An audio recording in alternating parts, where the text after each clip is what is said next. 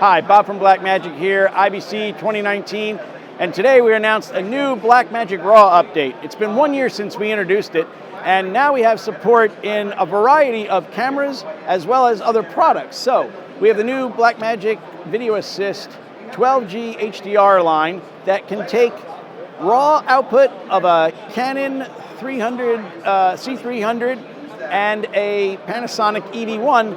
So we get the raw out of there, we can record it in Blackmagic Raw, in the Video Assist, and then throw it right into DaVinci Resolve.